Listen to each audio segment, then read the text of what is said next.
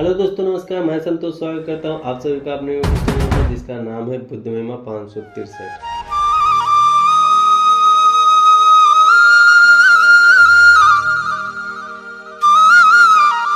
दोस्तों, इस चैनल पर मैं आपको हमारा इतिहास एवं नागरिक जीवन कक्षा 6 की पाठ्य पुस्तक के सभी चैप्टर क्रम से आप तक पहुंचाने का कार्य कर रहा हूं। आज जो चैप्टर हम शुरू करने वाले हैं वह है वैदिक काल, 1500 ईसा पूर्व से 600 ईसा पूर्व। यह चैप्टर नंबर 4 है। तो आइए दोस्तों शुरू करते हैं। पशु सदैव से हमारे लिए उपयोगी रहे हैं। क्या आप जानते हैं कि भारत में पशुओं को पालने की परंपरा कब से चली आ रही है? प्रारंभिक आर्य भी पशुपालक थे। आर्यों के रहन सहन के तरीके तथा परंपराओं का पालन आज भी भारतीय समाज में देखने को मिलता है। वैदिक काल से तात्पर्य उस युग से है जिसका ज्ञान वैदिक साहित्य से होता है। वेदों से हमें आर्यों की राजनीतिक व्यवस्था, समाज, धर्म, कला इत्यादि की जानकारी मिलती है। इसलिए वैदिक सभ्यता को आर्य सभ्यता भी कहा जाता है। आर्य का अर्थ होता है श्रेष्ठ या उत्तम। प्रायः यह माना जाता है कि हड़प्पा सभ्यता के अवसान के बाद वैदिक संस्कृति का विकास हुआ। प्रारंभिक जीवन। प्रारंभ में आर्य इधर उधर घूमते रहते थे। वे कबीलों में रहते थे। आर्य गाय, बैल, घोड़ा आदि पशुओं को पालते थे। चारा पानी तथा उपजाऊ भूमि की तलाश में वे एक स्थान से दूसरे स्थान तक जाते रहते थे। जहाँ चारा तथा उपजाऊ भूमि मिलती थी वे वहीं बस जाते थे। इस प्रकार आर्य समूह में आए और नए नए स्थानों पर बसते गए। लगभग 1200 ईसा पूर्व से 1000 ईसा पूर्व तक आर्य सिंधु, सतलज, व्यास और सरस्वती नदी के किनारे पर बस गए। आर्य सभ्यता का प्रसार। भारत में आर्य सभ्यता का प्रारंभ सप्त सैंधव प्रदेश से होता है। सप्त सैंधव प्रदेश में आर्य कहाँ से आए, इसको लेकर इतिहासकारों के बीच मतभेद बना हुआ है। कुछ इतिहासकारों का कहना है कि आर्य बाहर से आकर यहाँ बसे, जबकि अनेक इतिहासकारों का कहना है कि आर्य मूलतः भारत के ही निवासी थे। नीचे एक समय रेखा दी गई हुई है, आप लोग इसे ध्यानपूर्वक समझ लें। आर्यों का भारत में विस्तार। दोस्तों, आपको एक मैप दिखाया जा रहा है जहां पर आप देख सकते हैं कि कहां से कहां तक आर्यों ने अपना विस्तार कर रखा था। नीचे पॉइंट बाय पॉइंट दिए गए हुए हैं, मैं आपको उन्हें पढ़कर सुनाता हूं। नंबर 1, सप्त सैंधव। सप्त सैंधव का मतलब होता है 7 नदी। सिंधु, रावी, व्यास, झेलम, चिनाब, सतलज, सरस्वती, ये 7 नदियां थीं। नंबर 2, ब्रह्मावर्त। दिल्ली के आसपास का क्षेत्र को ब्रह्मावर्त के नाम से जाना जाता था। नंबर 3, ब्रह्मार्ष। गंगा यमुना का दोआब क्षेत्र, इसे ब्रह्मार्ष के नाम से जाना जाता था। नंबर 4, आर्यावर्त। 1, 2 और 3 में जो चर्चा की गई है वही है हिमालय से विंध्याचल पर्वत तक का क्षेत्र, जिसमें सप्त सैंधव, ब्रह्मावर्त एवं ब्रह्मार्षि शामिल हैं। नंबर 5, दक्षिणापथ। विंध्याचल पर्वत के दक्षिणी ओर का क्षेत्र दक्षिणापथ कहलाता है। वेद। वेद शब्द संस्कृत भाषा के विद शब्द से बना है। इसका अर्थ होता है जानना। वेदों की संख्या 4 है। ऋग्वेद, यजुर्वेद, सामवेद, अथर्ववेद। ऋग्वेद सबसे प्राचीन वेद है। ऋग्वेद में विभिन्न देवताओं को संबोधित प्रार्थनाएं हैं, जिन्हें ऋचा कहा जाता है। ऋग्वेद में 10 भाग हैं, जिन्हें मंडल कहते हैं। प्रसिद्ध गायत्री मंत्र ऋग्वेद से लिया गया है, जिसका आज भी धार्मिक अवसरों पर उच्चारण किया जाता है। सामवेद में भारतीय संगीत के सप्त स्वर सा रे गा मा पा धा नी का वर्णन है। यजुर्वेद में विभिन्न यज्ञों तथा उसे करने की विधियों का वर्णन है। अथर्ववेद में तंत्र, मंत्र, जादू टोने का वर्णन है। ओम भूर्भुवस्वः तस्तेवितुर्वरेण्यं भर्गो देवस्य धीमहि धियो यो न प्रचोदयात्। हे विश्व निर्माता, तुम्हारे पापनाशक ज्योतिर्पुंज से हमारा उद्धार हो। तुम्हारे आलोक स्पर्श से हमारी बुद्धि सही दिशा में संचालित होती रहे। यह दोस्तों गायत्री मंत्र है। वैदिक सभ्यता के को इतिहासकारों ने 2 कालों में विभाजित किया है। नंबर 1 ऋग्वैदिक काल लगभग 1500 ईसा पूर्व से लेकर 1000 ईसा पूर्व तक। नंबर 2 उत्तर वैदिक काल लगभग 1000 ईसा पूर्व से लेकर 600 ईसा पूर्व तक। आर्यों के जन्म। आर्य कबीलों में रहते थे। इन कबीलों का नाम मुखिया के नाम पर होता था। इन कबीलों को जन कहा जाता था। वेदों में हमें पुरुजन, यदुजन, तुर्वजन, भरतजन जैसे कई जनों का उल्लेख मिलता है। ऋग्वेद में राजा को जन का स्वामी बताया गया है। उसे जनरक्षक कहा गया है। एक जन में कई विष होते थे।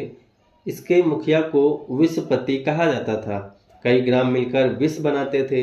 ग्राम के प्रमुख को ग्रामीणी कहा जाता था। ग्राम कुल या ग्रह में विभाजित थे। कुल या ग्रह के मुखिया को कुलप या कुलप ग्रहपति कहा जाता था। उत्तर वैदिक काल में जब जन स्थायी रूप से किसी क्षेत्र में बस गए तब जन जनपद में परिवर्तित हो गए। राजा। वैदिक काल में जन का प्रमुख राजा था। राजा का प्रमुख कार्य जन के लोगों की रक्षा करना था। वह युद्ध में सेना का नेतृत्व करना था। प्रारंभ में राजा का चुनाव सभा द्वारा किया जाता था। उत्तर वैदिक काल में राजा का पद पूर्ण वंशानुगत हो गया। राजा को व्यापक अधिकार प्राप्त थे। राजा पर नियंत्रण रखने के लिए सभा और समिति नामक संस्थाएं थीं। किसी समस्या को सुलझाने के लिए एक सभा होती थी। सभा में 70-80 लोग बैठते थे। उसमें से 5-6 लोग विशेष आसन पर बैठते थे। आसन पर बैठने वाले प्रमुख लोग राजन्य होते थे। राजन्य तो अपनी उम्र, अनुभव, शक्ति, योगदान के कारण प्रमुख थे अथवा अन्य लोगों की अपेक्षा उनके पास अधिक गाय, घोड़े व रथ होते थे। प्रमुख लोगों के अलावा बाकी लोग विष कहलाते थे। सभा में समस्या रखी जाती थी। सभी लोग मिलकर समस्या को सुलझाते थे। सूझबूझ। अपने गांव की समस्या को सुलझाने के लिए आप क्या करेंगे? हमारे समाज में किन लोगों की सलाह को ज़्यादा महत्व दिया जाता है और क्यों? राजा का शासन। जन का खर्च चलाने के लिए राजा जन के लोगों से उपहार प्राप्त करता था। इस उपहार को बलि कहा जाता था। बलि के रूप में राजा अनाज, घी, वस्त्र, घड़ा, आभूषण, गाय आदि प्राप्त करता था। राजा अपनी आवश्यकता के अनुसार सामान रखकर शेष जरूरत के हिसाब से लोगों में बांट देता था। इससे राजा तथा प्रजा के मध्य रिश्ते मजबूत होते थे। युद्ध के बाद सभा। युद्ध के बाद भी एक सभा होती थी। सभा में जन के राजा जीत में मिली गायों, घोड़ों, रथ, हथियार, आभूषण, दास दासियों को जन के कई लोगों के बीच बांटते थे। लेकिन सबसे बड़ा हिस्सा राजा अपने पास रखता था। फिर राजन्यों और ब्राह्मणों को हिस्सा मिलता था। कुछ गायें, घोड़े, बकरियां, अनाज आदि जन के साधारण लोगों को भी दी जाती थीं। इससे राजन्यों के पास गायें, घोड़े, हथियार, सेना, दास दासियों की संख्या ज्यादा होती थी और वे पहले से ज्यादा ताकतवर बन जाते थे। धर्म एवं यज्ञ। आर्य लोग देवताओं को प्रसन्न करने के लिए प्रारंभ में स्तुति पाठ करते थे। बाद में यज्ञ करने लगे। यज्ञ का कार्य पुरोहित करवाते थे। यज्ञ सामूहिक हुआ करते थे जिसमें पुरुषों के साथ साथ महिलाओं की भी सहभागिता होती थी। यज्ञ में कार्य की सफलता के लिए भेंट व चढ़ावे के साथ साथ देवताओं की प्रशंसा में वेद के मंत्र गाए जाते थे। इंद्र आर्यों के सबसे प्रिय देवता थे जो उन्हें युद्ध में विजय दिलाते थे। यज्ञ के समय ब्राह्मण वेद मंत्रों का सस्वर पाठ करते हुए आग में घी डालते थे। ये मंत्र संस्कृत भाषा में थे। बहुत समय तक ये मंत्र लिखे नहीं गए। इन्हें बोल बोलकर याद रखा जाता था और दूसरों को सिखाया जाता था। बाद में इन्हें लिख दिया गया। आज हम ऋग्वेद के मंत्रों को पढ़कर आर्यों के जीवन की कई बातों को जान सकते हैं। वैदिक कालीन समाज। वैदिक कालीन समाज का आधार परिवार था। परिवार का वरिष्ठ पुरुष सदस्य इसका मुखिया होता था। जिसको कुलप या गृहपति कहा जाता था। आरंभ में आर्य 3 वर्णों में विभाजित थे, राजा, पुरोहित तथा अन्य जन। यह विभाजन उनके व्यवसाय पर आधारित था, परंतु कठोर नहीं था। किंतु धीरे धीरे जो यज्ञ करवाते थे वे ब्राह्मण कहलाए, जो युद्ध करते थे वे क्षत्रिय कहलाए, जो व्यापार करते थे वे वैश्य कहे जाते थे। बाद में शूद्र नामक चौथा वर्ण भी मिलता है, जिसमें युद्ध में हारे लोग शामिल किए गए। धीरे धीरे वर्ण व्यवस्था कठोर हो गई। अब कार्य रुचि के आधार पर न होकर वंश यानी पिता के कार्य के आधार पर हो गए, परंतु योग्य व्यक्ति अपनी योग्यता के बल पर कोई भी पद प्राप्त कर सकता था।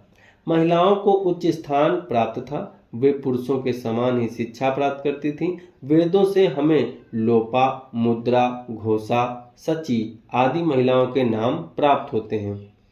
आर्यों के मकान घास फूस तथा मिट्टी के बने होते थे।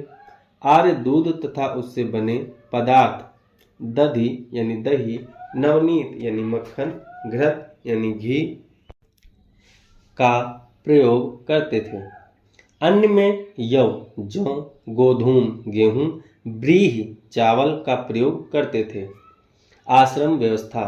प्रत्येक व्यक्ति के जीवन को व्यवस्थित करने के लिए आर्यों ने जीवन को 4 अवस्थाओं में बांट दिया था।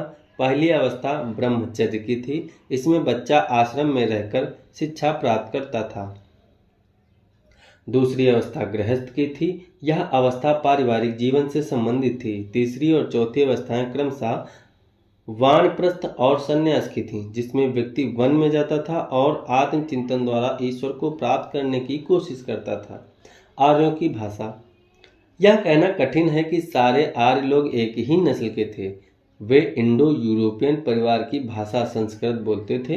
अब भी यह अपने बदले हुए रूपों में यूरोप, ईरान व भारत में बोली जाती हैं।